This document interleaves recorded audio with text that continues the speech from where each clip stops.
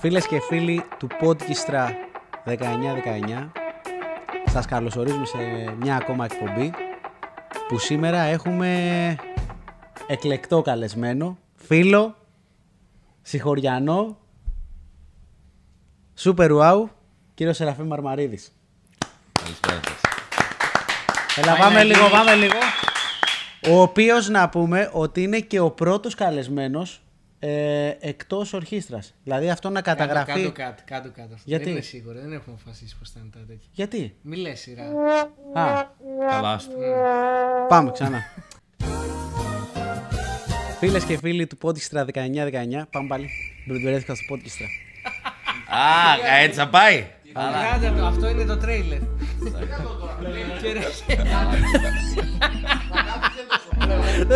Πού να κάτσω, πες μου. Ωραία, να κάτσω έτσι εδώ. Ωραία, Μην πάμε. αγχώνεσαι. Πάμε. Φίλες και φίλοι του Podcast 1919, καλώς ορίσατε σε μια ακόμα εκπομπή. Σήμερα έχουμε εκλεκτό καλεσμένο, ο κύριος Σεραφείμ Μαρμαρίδης. Καλησπέρα σας. Πάει να γίνει έτοιμο αυτό το χειροκρότημα. Κάθε Το φορά μίζερο. για τους εαυτούς μας. Αυτό χειροκρότημα. Στις πρώτες εκπομπές είχε πιο πολύ πλάκα γιατί ήμασταν μεταξύ μας χειρολεκτικά. Δηλαδή ήταν η παραγωγή που τις παίρναμε και χειροκροτάγαμε ένα στον άλλο. Λοιπόν, καταρχάς πώς νιώθεις που βρίσκεσαι στην Αθήνα, Φανταστικά. σε πόσες μέρες, ώρες, λεπτά, δευτερόλεπτα θες να φύγεις από εδώ και να γυρίσεις πίσω? Αύριο πρωί έχω φύγει. Η ερώτηση είναι πώς νιώθεις που είσαι στην Αθήνα Οκτώβριο μήνα, τέλειο Οκτώβρη και έχει 30 βαθμούς Κελσίου ακόμα. Εμείς ήρθαμε από τα τζάκια και τις σόμπες απάνω. τις σόμπες και τα ήρθαμε εδώ καλοκαίρια. καλοκαίρι. Τρομάξαμε. Ωραία, να σε καλωσορίσουμε. Να ξετυλίξουμε λίγο το κουβάρι σου, που είναι μεγάλο. Εγώ γνωρίζω κάποια πράγματα. Δεν τα γνωρίζω όλα και χαίρομαι πολύ που θα τα μάθω σήμερα, ελπίζω δηλαδή. Εγώ πάλι δεν γνωρίζω τίποτα, οπότε μόνο από τις έρευνες που σου κάναμε αυτές στο FBI για να ψάξουμε λίγο για τη ζωή σου. Λοιπόν, να μας πεις λίγο πώς ξεκίνησε η ενασχόλησή σου με τη μουσική, σε τι ηλικία? Η ενασχόλησή μου με τη μουσική ξεκίνησε στην ηλικία των 7 ετών με την ποντιακή λύρα, μέσω του μορφωτικού συλλόγου του χωριού. Φέραν τότε δάσκαλο λύρας. Για ποιο χωριό μιλάμε? Κωνσταντία Αριδέας.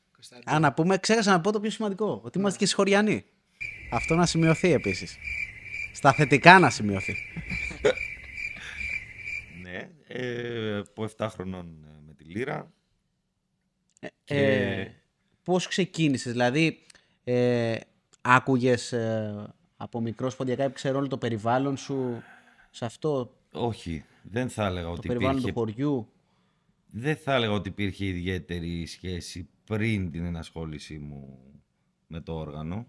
Από την ενασχόλησή μου όμως με τη λύρα, από εκείνη τη στιγμή άρχισε και μια μεγαλύτερη σχέση και της οικογένειάς μου με τη μουσική και του περιγύρου μου, κάποια ξαδέρφια, θείοι, οι οποίοι μέσω εμού ήρθαν και αυτοί πιο κοντά στη μουσική παράδοση.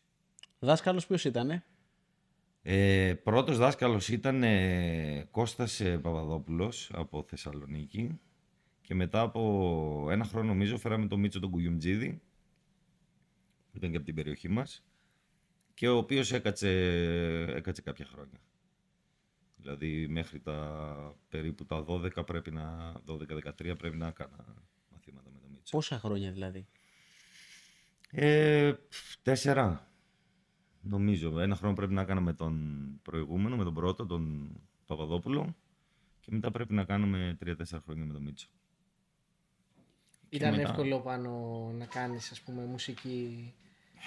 Παιδιά, εκείνη τα χρόνια ήταν εντελώς διαφορετικό το έργο, το πώς θα μάθεις μουσική. Δεν είχαμε όχι YouTube, δεν είχαμε ούτε κασέτες. Τα πέτρινα χρόνια. Τα πέτρινα... Α, κάτσε, δεν είχες προλάβει τις κασέτες? Δεν υπήρχαν κασέτες ποντιακών Δηλαδή για να βρεις κασέτα με ποντιακά τότε έπρεπε να έχεις κάποιον γνωστό που πηγαίνει έρχεται Θεσσαλονίκη και να τον στείλεις να ψάξει ή αν έχει καμιά σχέση με κανένα σύλλογο, με κανένα ράδιο Σταυρούπολης, ράδιο Ακρίτες. Δηλαδή να φανταστείς ότι εγώ μέχρι τα εφηβικά μου χρόνια παίζει να ήμουνα με 5 κασέτες. Δηλαδή κυρίως ήμουνα με 3 Ποιες αρχικά. κασέτες? Χρύσανθος Κωστάκης Πετρίδης, Χρύσανθος Τραγουδά Ματσούκα. Χρύσανθος ήμουν φανατικός και είμαι. Γιωργούλης, Με πρόλαβες. Γιωργούλης Κουγιουμτζίδης, Γιώτης Γαβριλίδης, κοντά στην παράδοση. Δισκάρα τώρα την έχουμε γιώσει. Και μία ακόμα ήταν Αχιλλέας Βασιλιάδης, Παναγιώτα Δέσποινα Καμπερίδου. Ναι. Δέσποινα νομίζω. Τραγούδια του Πόντου. Άρα αυτά είναι και γιατί η επόμενη ερώτησή μου θα ήταν τι ακούσματα είχες μικρός. Ναι. Κυρίως ήταν μέσω αυτών των ηχογραφήσεων. Άρα Χρύσανθο, Γιωργούλη, Κωστάκη. Χρύσανθο, Γιωργούλη, Κωστάκη, Μίτσο, Κουντζίδη. Κυρίως ήμουν εκεί. Μέχρι την εφηβεία μου άκουγα μόνο Χρύσανθο και Γαβριλίδη. Και Βασιλιάδη Καμπερίδου. Τώρα τι ακούς? Τώρα ακούω ό,τι πιο πρωτόγονο βρίσκω. Σταύρη Πετρίδη, φανατικά. Αϊβάζ και Ανέστη, Αϊβάζ και Χρήστο. Μήτια Ταυρίδη, φουλ. Εντάξει, ο Γόγος είναι πλέον εξάρτηση, δεν μπορούμε να τον κόψουμε. Αλλά ναι, πιο πολύ στα πιο πρωτόγωνα παίξηματα. Ναι. Γιατί όμως? Με έλκουν παραπάνω. Δεν ξέρω.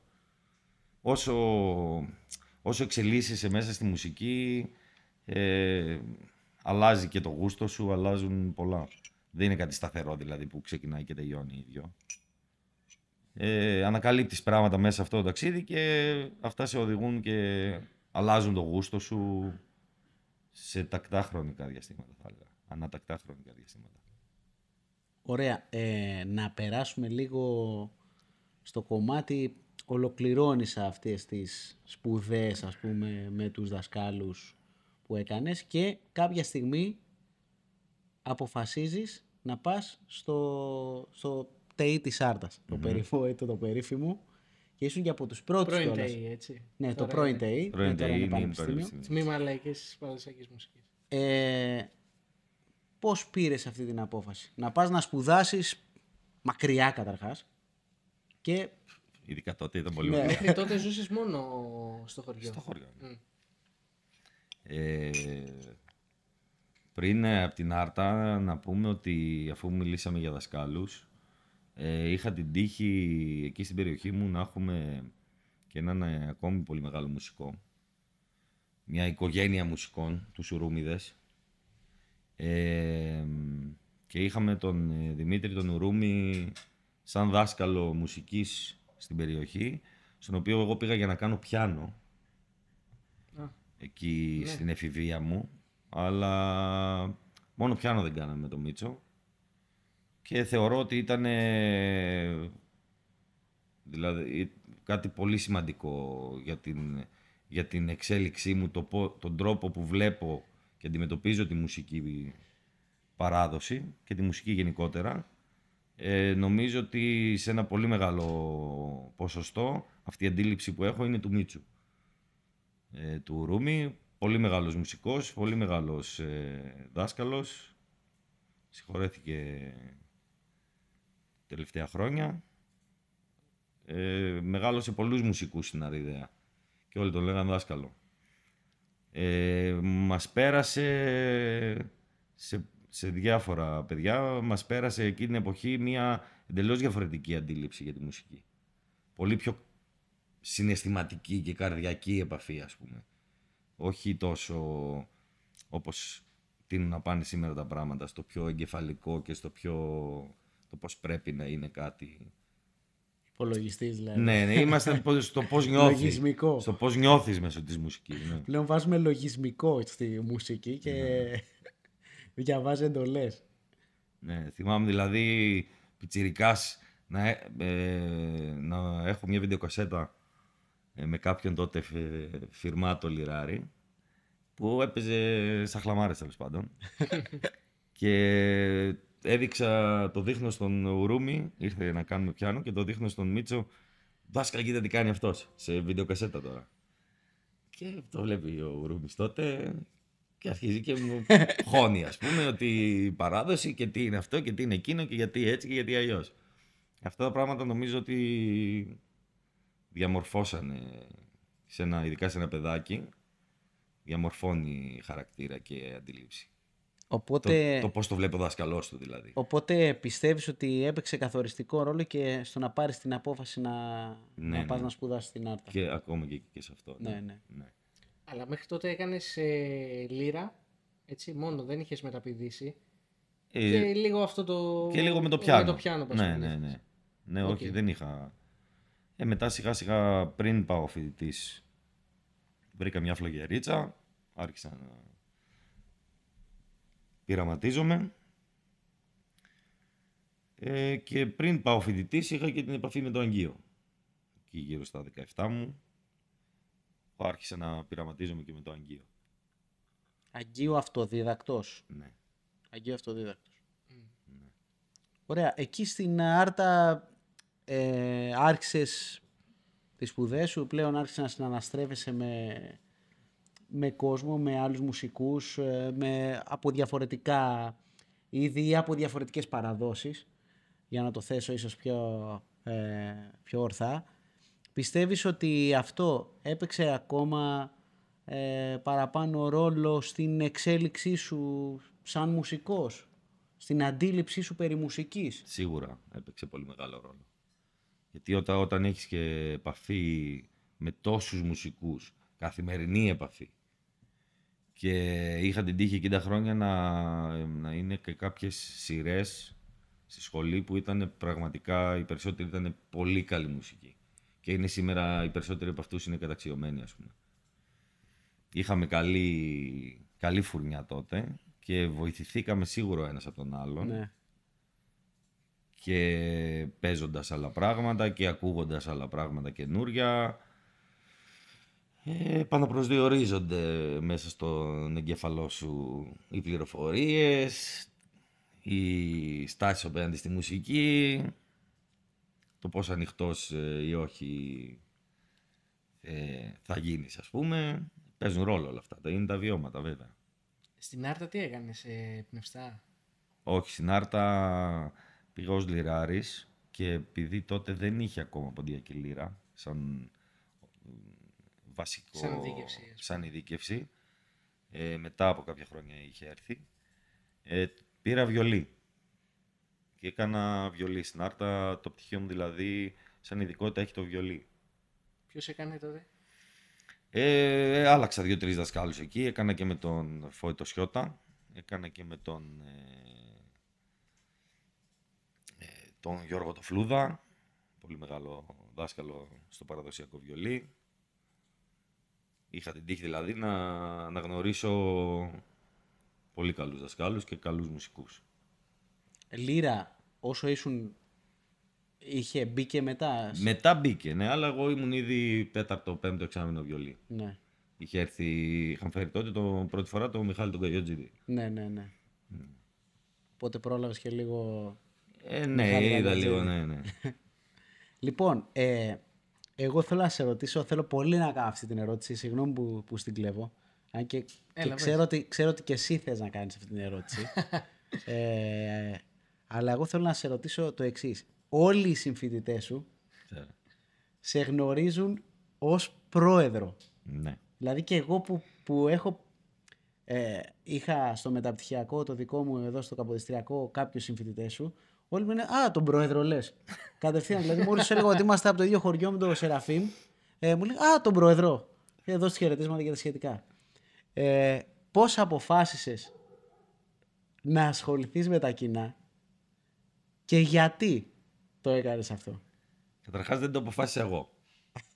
Α, Εγώ δεν ήθελα. Τα αποφάσισε η ομάδα τότε της πασπουδαστικής.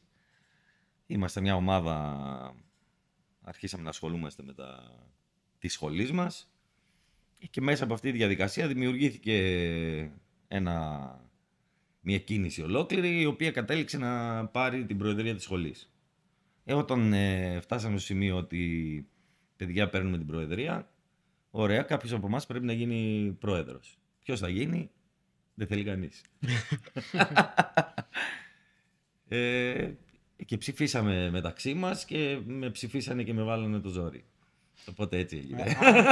Άρα κλήρωσε έπεσε δηλαδή. Όχι κλήρωση, είπανε μεταξύ τους τώρα ποιον προτείνετε και με πρότειναν κάποιοι. Έτσι καταρχάς, για ποιο διάστημα λέμε ότι ήσουν στη σχολή? Στη σχολή ήμουν από το 2004 Ναι. μέχρι το 2010. Δηλαδή μιλάμε για σκληρή πραγματικότητα στο πανεπιστήμιο. Άλλες εποχές. Δηλαδή είχαμε... Καταλήψεις, θα πούμε τα πολιτικά και ξέρεις, εγώ τόσο θέλω. Αλλά ήταν αναθεώρηση, Αυτά 16, όλα. Τα καλά χρόνια. Ναι. Τα περάσαμε. Και πώς πήγε αυτό? Πήγε πάρα πολύ καλά. Έκανες... 70% παίρναμε στη σχολή, οπότε πήγε πολύ καλά.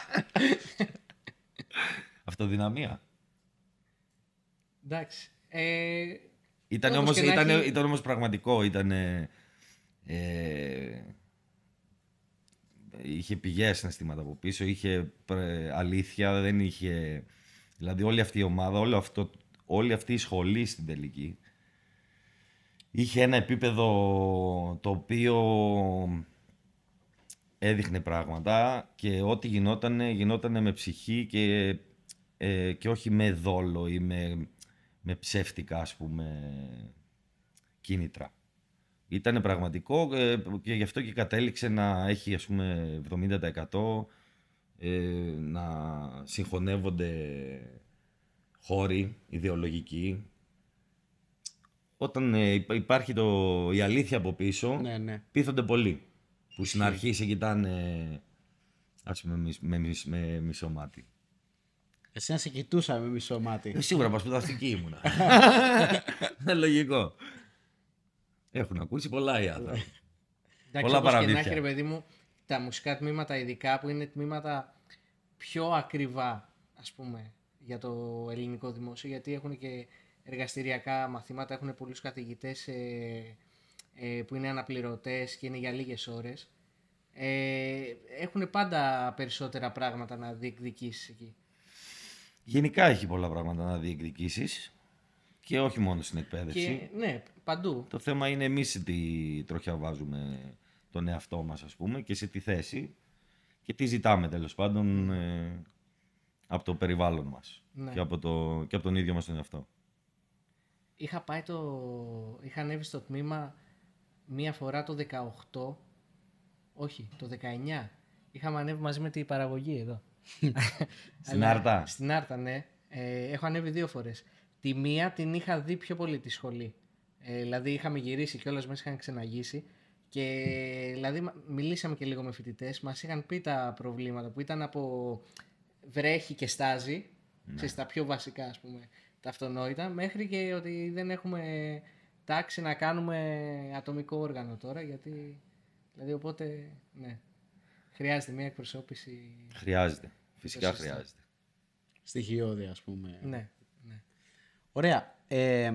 Κλείνει και αυτός ο κύκλος και πάμε στο τέλος που έρχεται η στιγμή να κάνεις την πτυχιακή σου εργασία και το recital και εκεί επιλέγεις ένα θέμα το οποίο, αν δεν κάνω λάθος, είναι πάνω στο ρυθμό του TIC. Αυτή ήταν η εργασία σου ή όχι? Η εργασία μου ήταν ήταν πάνω στο ρυθμό. Το TIC ήταν το παράδειγμα. Ναι, το TIC ήταν το παράδειγμα το TIC. Ήταν το παράδειγμα για να δείξω την ύπαρξη ενός διαφορετικού τρόπου, ενός παραδοσιακού τρόπου ανάπτυξης των μελωδιών, της παρατακτικής τεχνοτροπίας, από το παρατάσο, που σε αντίθεση με το σύγχρονο κουπλέ ρεφρέν.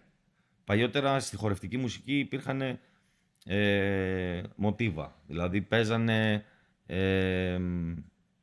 με μικρές φράσεις η μουσική λόγω της μικρής έκτασης των οργάνων. Δηλαδή ένα τουλούμι έχει ας πούμε 5 νότες. Με αυτές τις 5 νότες ο μουσικός καλείται να παίζει 10 ώρες συνεχόμενα. Ναι. Με 5 νότες. Έτσι δεν έχει ένα πιάνο με 150 νότες.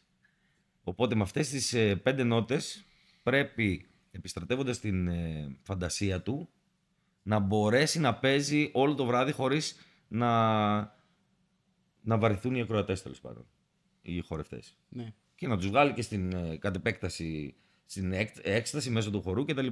Αυτό το πράγμα στηρίζεται σε αυτόν τον τρόπο ανάπτυξης των μελωδιών. Ακούγεται περίπλοκο. Όλοι όσοι ακούνε, ας πούμε, παραδοσιακά έχουν ακούσει τέτοια παίξηματα. Δηλαδή, αν φέρουμε στο μυαλό μας 2 μουσικά κομμάτια, ένα το 40 μίλα, που είναι κουπλέ ρεφρέν, και ένα άλλο μια σέρα, ένα μπυρίχιο. Ναι. Στη σέρα, άμα προσέξουμε, η λύρα δεν παίζει συγκεκριμένη μελωδία. Είναι σαν να αλλάζει μελωδίες συνεχώς, στην ουσία σαν να κάνει ένα σόλο μελωδικό μεν, αλλά χωρίς Κάτι συγκεκριμένο. συγκεκριμένο είναι, δεν είναι μεγάλες ενότητες. Δεν έχει, ας πούμε, μια ολόκληρη μελωδική φόρμα η οποία επαναλαμβάνεται. Έχει μικρά κομματάκια, μικρά τουβλάκια με τα οποία χτίζει ένα υφαντό. Ένα μουσικό υφαντό, φαντάσου. Συγκεκριμένο εννοούσα, δεν είναι συγκεκριμένη σειρά. Μπράβο. Εκεί την ώρα την δημιουργεί τη σειρά, ναι, ο μουσικός. Ο μουσικός. Ναι. Το πλέκει δηλαδή real time εκεί. Οπότε αυτό ήταν το θέμα. Γιατί επέλεξα αυτό το θέμα? Αυτό το θέμα το επέλεξα γιατί εκεί τον καιρό, μέσω του γόγου, ανακάλυπτα αυτόν τον τρόπο παίξηματος. Ναι. Σαν μουσικός, σαν παίχτης τώρα. Σαν μουσικολόγος. Η μελέτη μου, η βασική μου έγνοια πάνω στο όργανο μου εκείνη την εποχή ήταν αυτό εδώ. Δηλαδή άρχισα να καταλαβαίνω ότι αυτό που ακούω, που φαίνεται χαοτικό, έχει μέσα κάποια δομή. Η οποία όμως, επειδή σε ένα κομμάτι 3 λεπτών μπορείς να ακούσεις 90 διαφορετικά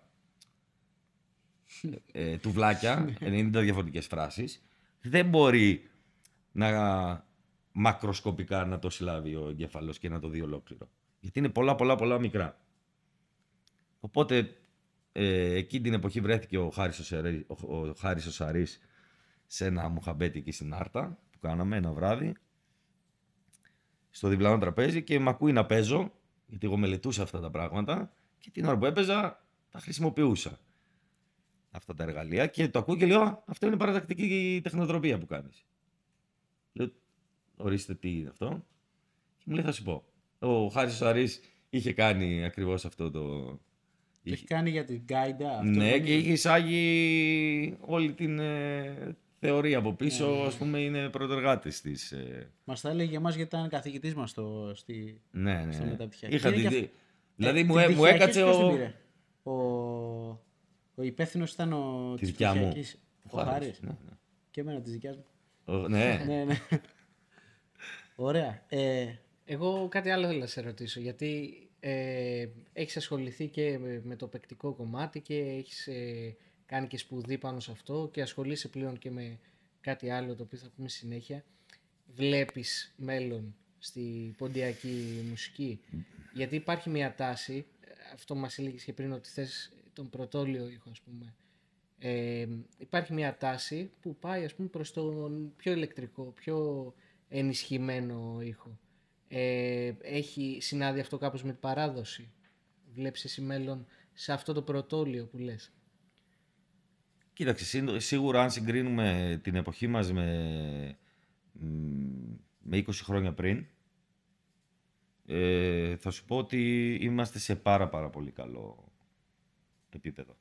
Δηλαδή 20 χρόνια πριν δεν υπήρχε τόση νεολαία που να σκαλίζει ηχογραφήσεις του προηγούμενου αιώνα και να σκαλίζει και να ψάχνει, ας πούμε, τις μελωδίες και τα ρυθμικά της παράδοσής μας. Ήταν πιο επιφανειακά τα πράγματα. Δεν υπήρχε και το YouTube, δεν υπήρχαν τόσα αρχεία να μοιράζονται. Πλέον, ειδικά την τελευταία δεκαετία, βλέπω ότι υπάρχουν κύκλοι νεολαίας, αυτούς που ονομάζω εγώ Ταλιμπάν.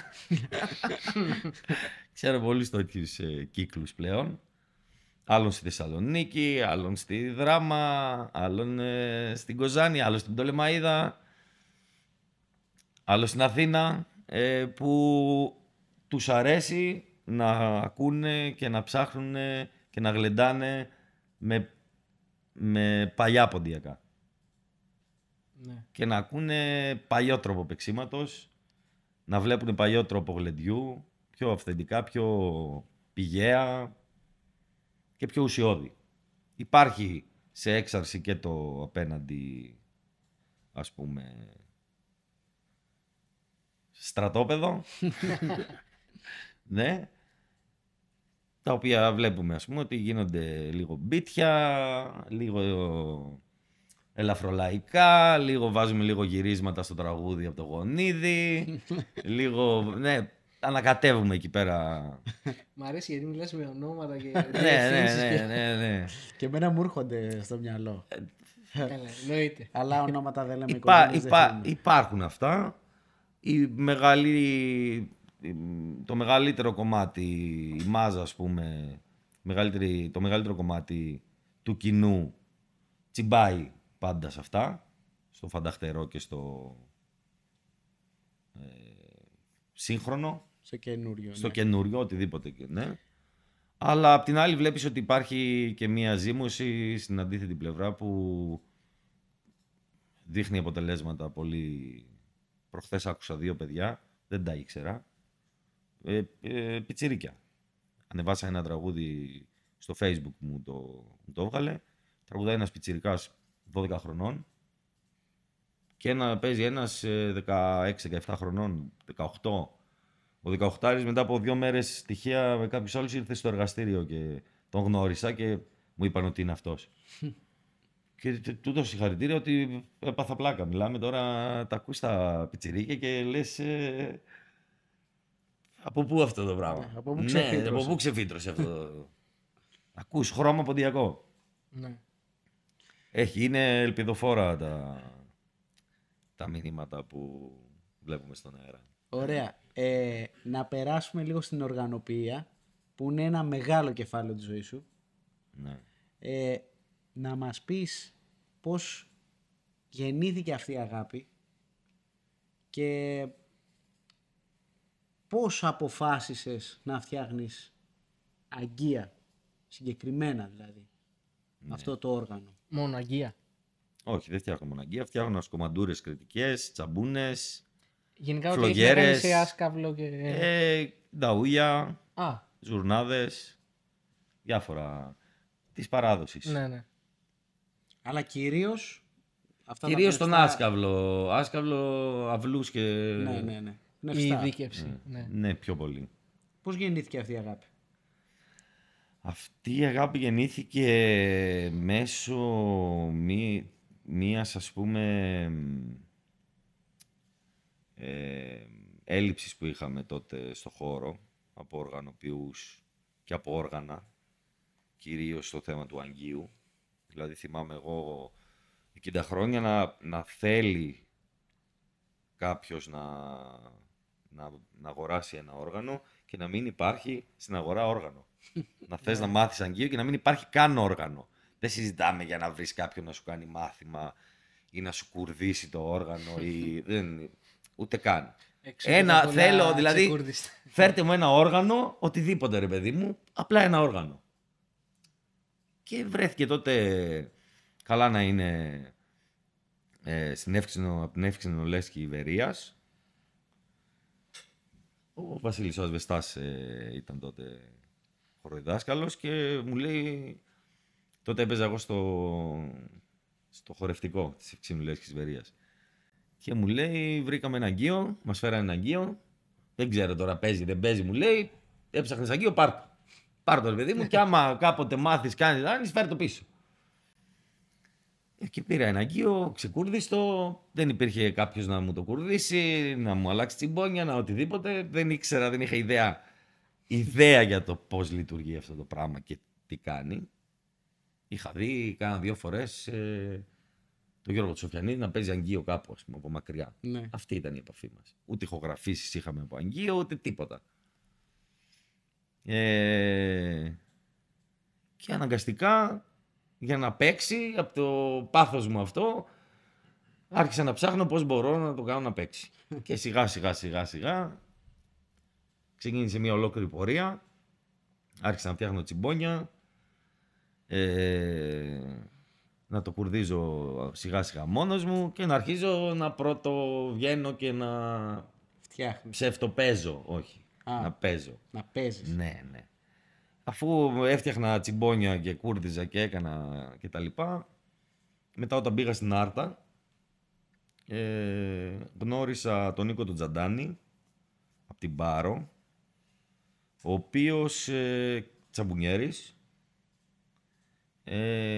και βρεθήκαμε εκεί, 2 τύποι τώρα φοιτητές με τρέλα για το ίδιο όργανο και με την κατασκευή του οργάνου. Ναι. Και βρεθήκαμε και έγινε τώρα. Κύλησε ο Τέντζερης. Κύλησε ο Τέντζερης και βρήκε το καπάκι. Ήμασταν κλεισμένοι, ας πούμε. Θυμάμαι κάτι βράδια στο μπαλκόνι του να δένουμε τραγιά, να κόβουμε καλάμια, να γίνεται εκεί. Μήλος μέσα στο σπίτι. Ωραία. Πότε ξεκίνησες να φτιάχνεις? Και έτσι ο Νίκος ο Τζαντάνης μου έδειξε να φτιάχνω δέρματα. Έφτιαχνα τσιμπόνια, μου έδειξε ο Νίκος δέρματα και είπα ότι αφού φτιάξαμε τα δύσκολα μέρη του οργάνου, το να φτιάξω το ξύλο είναι το εύκολο. Ναι. Και τότε θυμάμαι μου είχε πάρει ο πατέρας με τον πρώτο μου τόρνο, μόλις είδε ότι έκανα το υπόλοιπο, αλλά του λέω αυτό δεν μπορώ να το κάνω, θέλει τόρνο.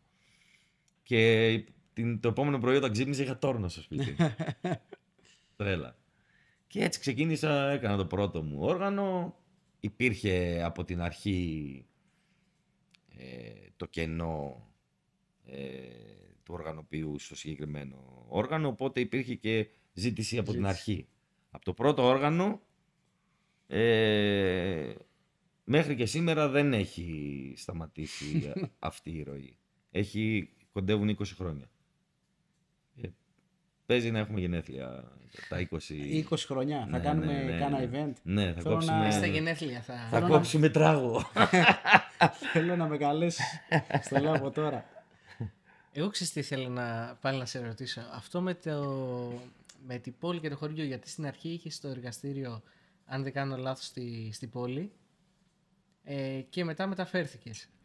Το εργαστήριο ήταν όπου ήμουν εγώ. Έτσι. Στην Άρτα ήταν. Στην Άρτα. Στην κουζίνα μου και στο μπαλκόνι μου. Ναι. Όταν μετά ήρθα εδώ στην Αθήνα, ήμουν σε ένα μπαλκόνι στην Κυψέλη. Κρέμαγα τα τραγιά στο μπαλκόνι στο κέντρο της Αθήνας, ας πούμε. Μετά όταν πήγα στη Θεσσαλονίκη, έκατσα χρόνια, ήμουν εκεί σε ένα υπόγειο. Γενικά ήμουνα λίγο πρόσφυγας, σαν πρόσφυγας, ας πούμε, λίγο πρόχειρα, λίγο... Αλλά επειδή, τα τελευταία 3 χρόνια πήγα στο χωριό, ναι. Και απλώθηκα σαν μάστορας, τέλος πάντων. Έχω το χώρο μου φτιαγμένο για αυτή τη δουλειά, στημένο για να κάνει αυτή τη δουλειά. Θέλω να πω κάποιος που ασχολείται και επαγγελματικά πλέον με αυτό, γιατί ασχολείσαι εξ ολοκλήρου. Ναι. Κάποιος οργανοποιός, ας πούμε, θα προτιμούσε να πάει εκεί που είναι η πωλή, εκεί που υπάρχει ζήτηση. Εσύ έκανες το αντίθετο. Καταρχάς, 2 πράγματα θέλω να πω. Το πρώτο είναι ότι αυτή η δουλειά θέλει ησυχία. Δεν μπορείς να την κάνεις αυτή τη δουλειά ούτε μες στη φασαρία, ούτε αν βγαίνουν μέσα στο εργαστήριο κόσμος και σε διακόπτουν. Σαν εμένα όταν ναι, μπράβο. Κάθονται να μπεκροπίνουν εκεί πέρα τα ποτά και να μην φεύγουν. Καλή ώρα. Εγώ τον Τέτοια υπολογιστή κάνεις, μου ρε. φέρνω απλά και κάθομαι. Ναι.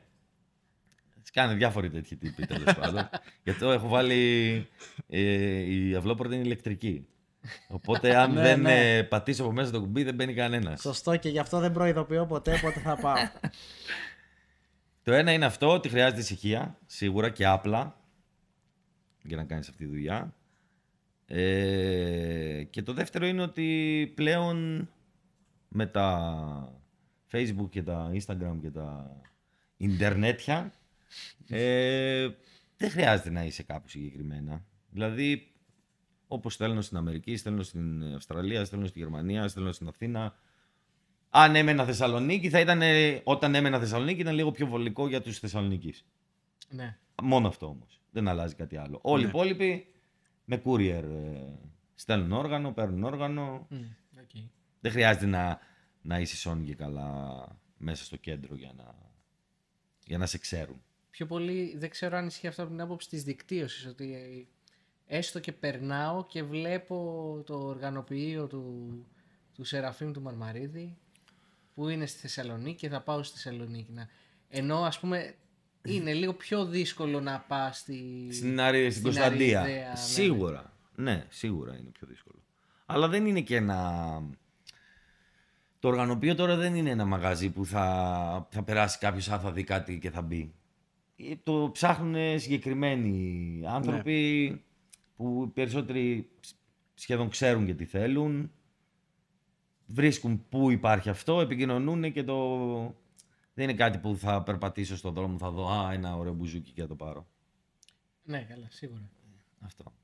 Ωραία. Όντας από τους πρώτους που ασχολήθηκες με το συγκεκριμένο αντικείμενο, στο συγκεκριμένο όργανο, στα πνευστά, στο Αγγείο, πιστεύεις ότι έβαλες το λιθαράκι σου κι εσύ στο να έρθουν κι άλλοι οργανοποιοί στην πορεία? Σίγουρα.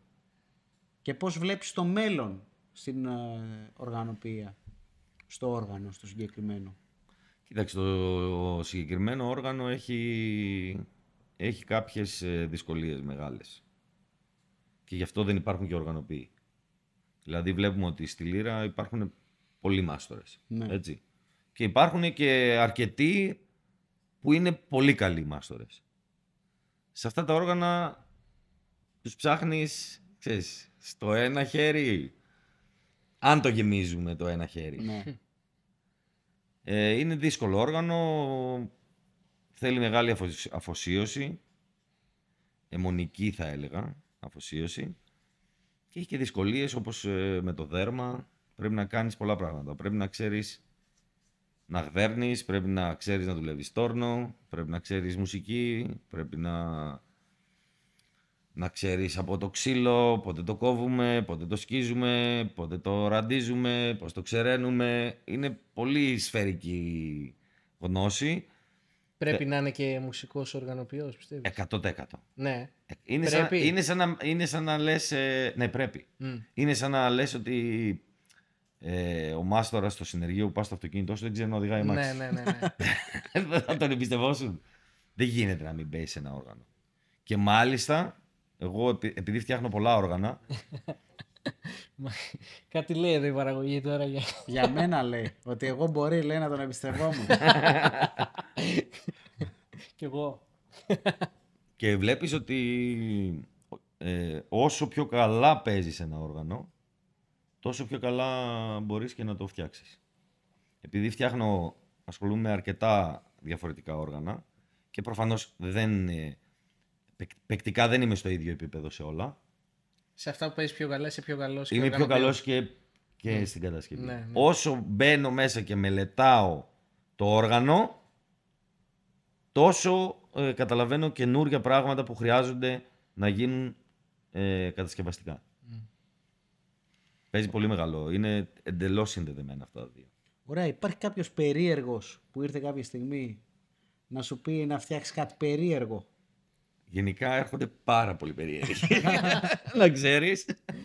Γι' αυτό παίζουν και Αγγείο. Βλέπω, ναι, άμα ήταν normal δεν θα παίζανε Αγγείο. Τα παιδιά Μπράβο, Χάρη, να πούμε εδώ.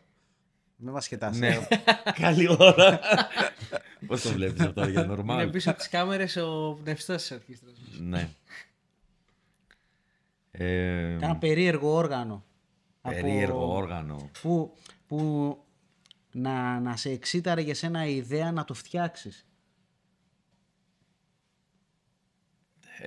Έχουν γίνει διάφορα περίεργα κατασκευαστικά. Από ο πρώτος που είχε έρθει, θυμάμαι, και μου είπε να κάνουμε, ας πούμε, μια σκομαντούρα να είναι, ξέρω εγώ, με 7 τρύπες. Να είναι άλλο όργανο που δεν έχει φτιαχτεί μέχρι τώρα. Ή να κάνουμε με 3 αυλούς. Το κάνες? Έκανα κάποια πράγματα, ρε παιδί μου, μέχρι ένα σημείο. Τώρα. Ναι. Εντάξει, δεν μπορείς να. Κάποια πράγματα θέλουν και πολύ χρόνο. Ναι, Δηλαδή, εσύ. αν έρθεις εσύ και μου πεις τώρα θέλω να μου κάνεις ένα όργανο. Ο άλλος τώρα μου ήρθε ένα περίεργο. Ήθελε, ας πούμε, ασκομαντούρα. 3 αυλό. Ναι. Ασκομαντούρα με μπουρί γκάιντας μαζί. Και τώρα πρέπει να δεις πώς, σε τι τόνο, πώς θα λειτουργήσει αυτό. Αλλάζει όταν στην οργανοποιία είναι μια συνταγή, ας πούμε. Αν αλλάξεις ένα στοιχείο, αλλάζουν όλα τα υπόλοιπα. Ναι. Πρέπει να προσαρμοστούν όλα τα υπόλοιπα πάνω σε αυτό. Αν αλλάξεις το ξύλο από το καπάκι στη λίρα, αν αλλάξεις τα νερά από το καπάκι στη λίρα, για να έχεις το ίδιο αποτέλεσμα πρέπει να αλλάξεις άλλα 4-5 πράγματα. Ναι, κατάλαβα. Δεν είναι κάτι το οποίο. Και αυτή είναι και η δυσκολία του. Το να το ερευνήσεις, να πεις αλλάζω αυτό το στοιχείο, κάνω πείραμα. Έτσι, πώς λειτουργεί το τάδε πλαστικό. Πώς λειτουργεί σε ποιο. Στο α, στο β, στο γ, με τέτοιο ασκό. Είναι πολλοί παράμετροι που. Και αυτό το κάνει και δύσκολο. Τώρα σίγουρα από όταν ξεκίνησα εγώ είναι πολύ διαφορετικά τα πράγματα. Τότε ήμουν μόνος μου, τώρα υπάρχουν σίγουρα άλλοι 2-3 που φτιάχνουν. Ναι. Κάπως βοήθησα σε αυτό. Δηλαδή είχαν κάτι να δούνε από αυτή την άποψη. Ωραία, υπάρχει... έλα, μη σε διακόψω γιατί βλέπω... Κάποια πολύ επιτυχημένη, ας πούμε, συνεργασία που είχες? Πολύ επιτυχημένη συνεργασία, εντάξει. Έχει πολλές πετυχημένες συνεργασίες. Τώρα ποιο να χωρίσει. Έχω παιχταράδες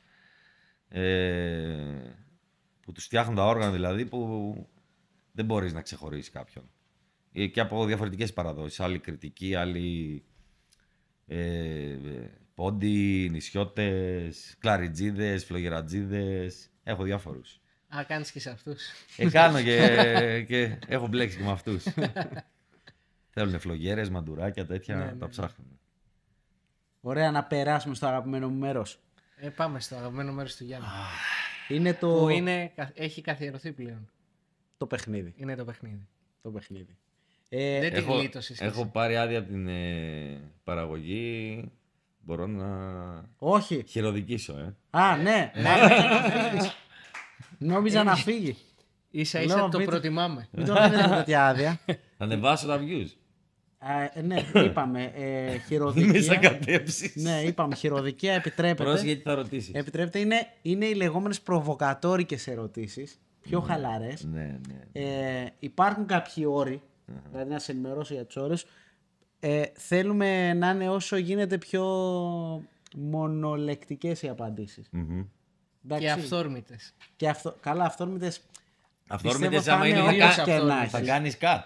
Πιστεύω θα είναι όπως και να έχει. Αλλά περίμενα να τις δω για να δω Να παραείνει αυθόρμητες βασικά. Θέλεις να παραείνε. Ναι. Εγώ. Ποιος κάνει το μοντάζ? Ο Χάρης δεν ξέρω τι θα κάνει. Ρε φίλε, δεν ξέρω ποια ερώτηση να διαλέξω. Θέλω να πω συγκεκριμένες, αλλά όλες μου αρέσουν. Πες τις όλες. Ξεκίνα με κάποια. Όχι, ξεκίνα εσύ. Ωραία, ξεκίνα εσύ. Αν δεν ήσουν να λιράρεις, Ναι. τι θα ήσουν? Εννοώ τι όργανο θα έπαιζες? Ζουρνά. Ζουρνά. Ναι. Ζουρνά. Δεν περίμενα να το ακούσω αυτό. Γιατί όμως? Η Σάζη. Κάτσε, τώρα μας είπες δύο τελείως διαφορετικά Άλλο πράγματα. πράγμα, άλλος κόσμος. Για μένα το πιο. Δηλαδή, αν δεν ήσουν Καταρχάς, αγρί, θα ήμουν ή μαύρο ή άσπρο.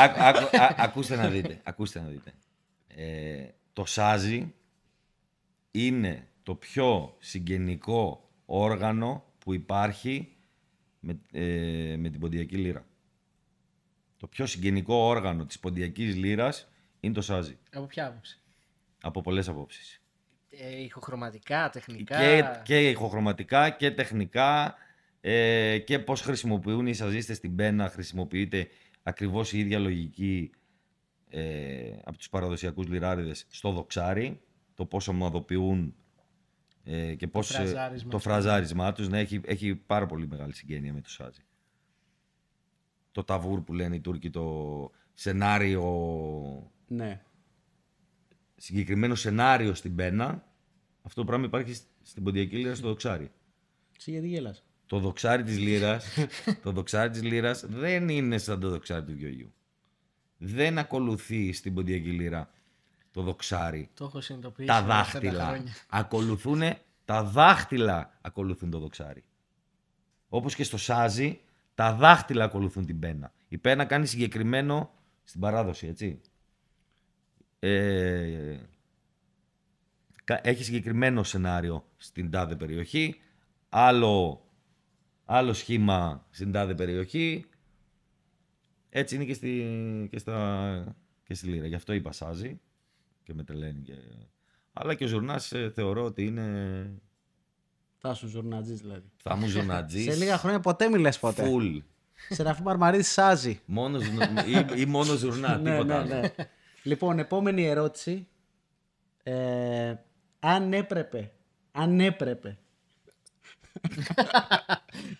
έπρεπε σε μια δουλειά να διαλέξεις ανάμεσα σε τύμπανα και πλήκτρα, ποιο όργανο θα επέλεγες? Ανάμεσα σε τύμπανα και πλήκτρα. Ναι. Ότι θα έχω... Για ποντιακά μιλάμε. Ότι θα έχω ή μόνο τύμπανα ή μόνο πλήκτρα. Ναι, αν έπρεπε. Στα πλήκτρα τι θα έχει, δραματισμό? Ξέρω ότι... Βασικά την ξέρω την απάντηση ότι είναι κανένα από αυτά. Αλλά αν έπρεπε... Με το ζόρι. Ναι, αν έπρεπε με το ζόρι. Άκουσε. Το όργανο σαν όργανο από μόνο του δεν μου λέει τίποτα.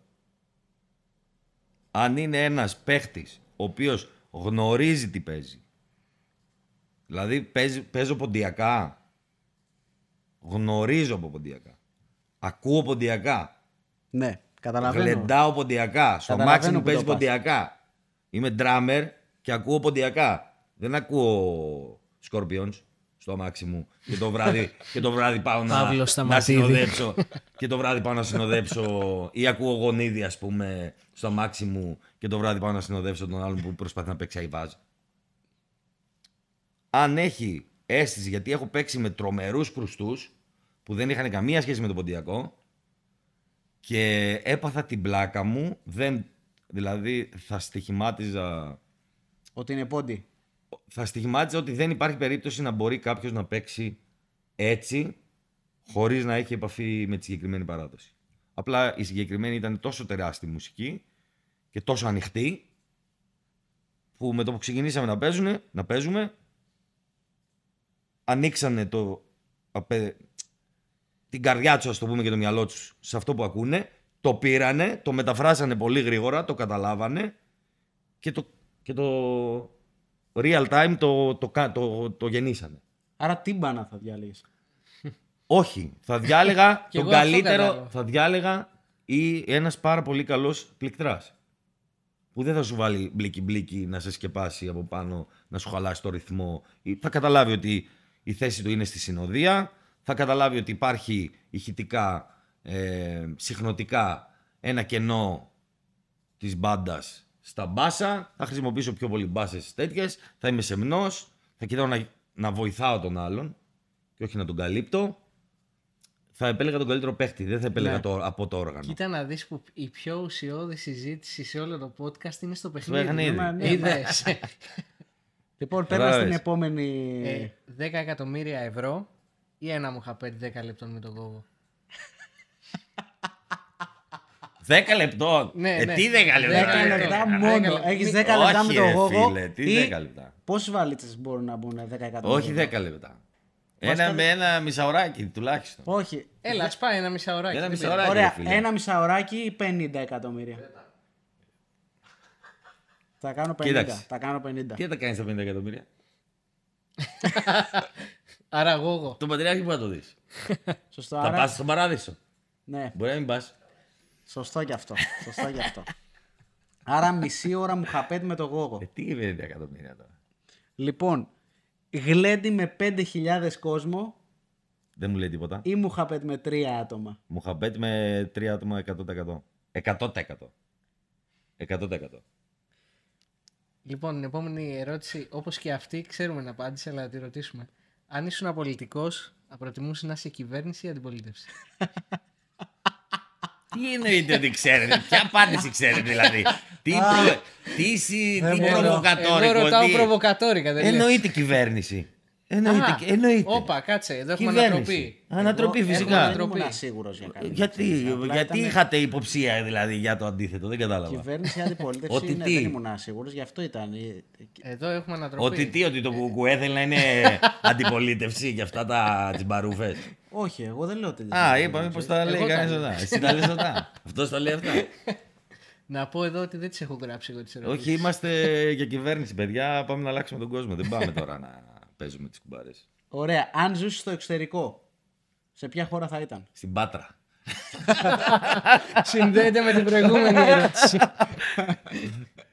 Κάτσε, τώρα έχεις και επιλογές. Τι επιλογές? Έχεις επιλογές κι άλλες. Πάτρα. Εντάξει, πάτε. Πελέ. Ωραία. Αν ζούσε στο εξωτερικό, ποια χώρα θα ήταν? Κλείσε. Είναι και πόντιος. Είναι και Δεν πόντιος. είναι μόνο ότι είναι θεότητα. Σωστό. Είναι και πόντιος. Αλλά ποια χώρα θα ήταν? Σε ποια χώρα? Ναι, όχι Ελλάδα. Τουρκία, Αζερμπαϊτζάν, Καζακστάν, Χάρη, ξέρεις, να μπουν σημαίες αυτά από πάνω.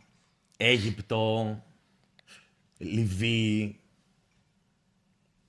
Λίβανο, πολύ Λίβανο. Ναι. Χώρες με ουσία ρε φίλε, να δεις, να ψάξεις, να ακούσεις μουσικές, να μυρίσεις αρώματα, να δεις τέχνες, να δεις πολιτισμούς. Πού να πάω τώρα? Γερμανία. Τι να δω στη Γερμανία ακριβώς δηλαδή? Ή στην Αγγλία να πάω? Να πίνω τσάι. Νομίζω ότι δικαιωματικά πρέπει να πάρεις τη τελευταία ερώτηση. Ωραία. Λοιπόν, τι είναι χειρότερο πιστεύεις? Να πει κάποιος ένα λάθος στιχάκι πάνω στο πατάρι ή να παίξει φάλτσα ένα σκοπό? Εγώ επειδή τα κάνω και τα δύο, και φαλτσατούρες βαράω και λέω και μου φεύγουν κάτι Ιαπωνέζικα, δεν με πειράζει αυτό εμένα τόσο. Με πειράζει πάρα πολύ όμως το να βλέπω, να ακούω κάτι το οποίο δεν μου θυμίζει σε τίποτα πόντο. Κάτι, δηλαδή κάντε ό,τι θέλετε, αλλά από όλο αυτό που κάνετε, κάτι να είναι...